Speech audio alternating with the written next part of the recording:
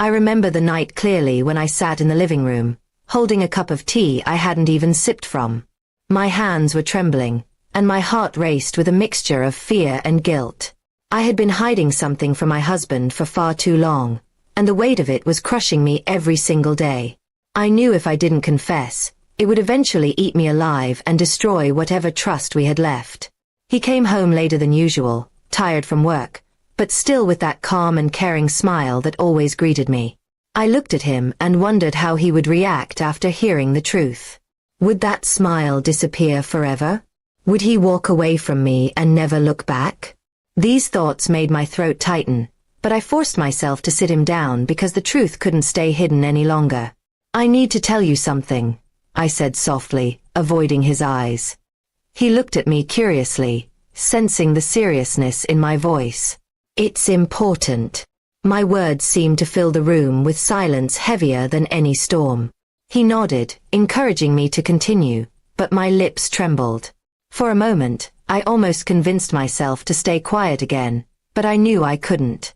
The confession came out slowly, like ripping apart a wound that had been bandaged too long. I told him about the mistakes I had made, about the times I had been dishonest with him, and how I had carried the guilt for months. My voice cracked more than once, and at one point, I couldn't stop the tears from rolling down my cheeks. I thought each tear was another reason for him to hate me. He didn't interrupt me while I spoke. He just sat there, listening intently, his face unreadable. That silence scared me more than shouting ever could. I finished my confession with a whisper. "I'm so sorry. I don't expect you to forgive me, but I couldn't keep this from you anymore." The moment stretched between us, heavy and suffocating. I dared not look up at him, fearing the anger or disappointment I might find. My entire body was tense, waiting for a storm to break. And then, to my surprise, he took a deep breath and leaned back in his chair. "I already suspected something," he said calmly. My heart dropped at those words. "But I wanted to hear it from you. And now you finally told me." His tone wasn't sharp or cruel, but steady. That steadiness made me cry even harder because I couldn't understand why he wasn't yelling or walking out. I finally lifted my eyes to him, expecting to see a man broken beyond repair, but instead, I saw a man fighting to remain strong. His eyes were tired, yes, but they also carried a softness that I didn't deserve. I asked him, "How can you even look at me after this?" He sighed and shook his head. "Because I still love you," he said. Those words hit me like a wave. I won't pretend it doesn't hurt, and I can't say I'll forget it overnight. But I know who you are beyond your mistakes. I know the life we've built together. I know your heart, even when you lost your way. I broke down completely then, my sobs filling the room. He pulled me into his arms, and though his embrace wasn't as tight as before, it was still there. It was proof that he wasn't letting go just yet. That moment felt like a second chance I didn't deserve but was being given anyway. The days that followed weren't easy.